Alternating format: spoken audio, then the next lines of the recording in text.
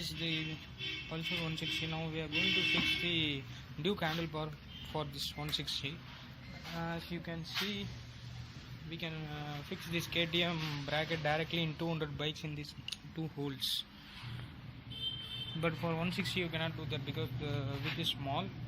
So we have made some custom plate like this and fix like this bracket in this.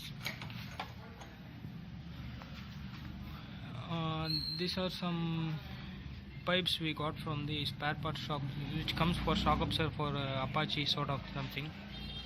And mainly we are changing is for the looks, while the stock bars are bent, slightly bent. And